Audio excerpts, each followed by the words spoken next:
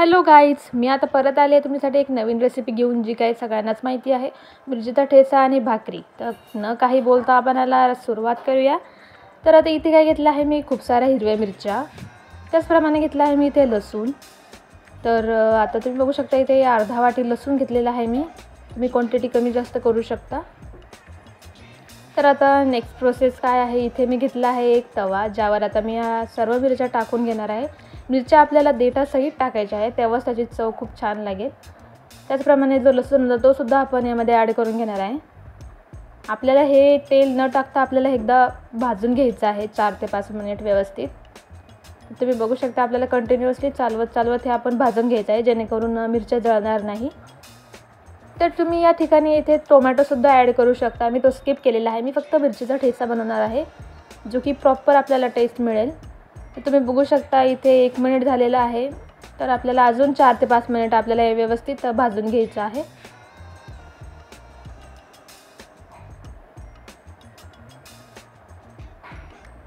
तुम्ही बघू शकता इथे मिरच्या आपल्याला भाजलेल्या जात आहेत. तर तुम्ही बघू शकता आता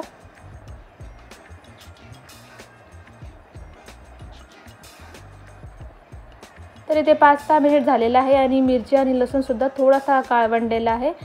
तुम्ही बघू शकता आता इथे मी गॅस ऑफ करून घेणार आहे.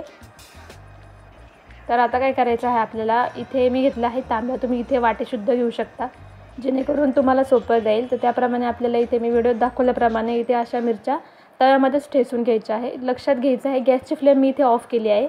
गॅस आपण बंद करून घ्यायचा आहे. तर पूर्ण इथे आपण ठेचून घ्यायचे आहे. तुम्ही बघू शकता इथे मी सर्व ठेचून घेतलेला आहे. आता ह्या तांब्याला जे लागलेला जो ठेचा होता तो मी आता इथे काढून घेणार आहे. तर इथे काय करायचं आहे, आता 2 ते 3 चमचे मी इथे तेल टाकून घेणार आहे आणि गॅसची फ्लेम मी इथे आता ऑन करून घेणार आहे, कारण आपल्याला हा ठेचा तव्यामध्येच फ्राय करून घ्यायचा आहे व्यवस्थित.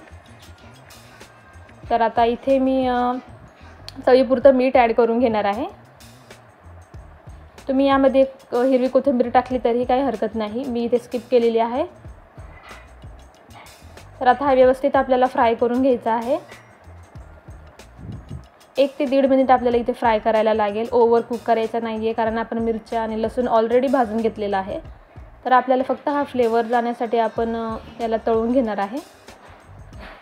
ते तुम्ही बघू शकता इथे एकदम महाराष्ट्रीयन स्टाईल एकदम मस्त आपला इथे ठेचा बनवून तयार आहे, जो की सर्वांनाच आवडतो आणि सर्वांचीच फेवरेट आहे ही डिश. तर आता इथे ठेचा तयार आहे. इथे मी सर्व करून घेतलेला आहे. खूप मस्त आणि एकदम झणझणीत आपल्या इथे गावरान पद्धतीचा ठेचा बनवून तयार आहे. तुम्हीसुद्धा ही नक्की रेसिपी ट्राय करा, तुम्हालासुद्धा नक्की आवडेल. आणि व्हिडिओ आवडल्यास माझ्या चॅनलला सबस्क्राईब करा आणि व्हिडिओला लाईक करा. Thank you so much for watching. हा व्हिडिओ तुमच्या मित्रांमध्ये नक्की शेअर करा, तुमच्या फॅमिलीमध्ये सुद्धा शेअर करा. असेच नवनवीन व्हिडिओ बघण्यासाठी माझ्या चॅनलला सबस्क्राईब करा आणि खूप खूप धन्यवाद माझा व्हिडिओ बघितल्याबद्दल.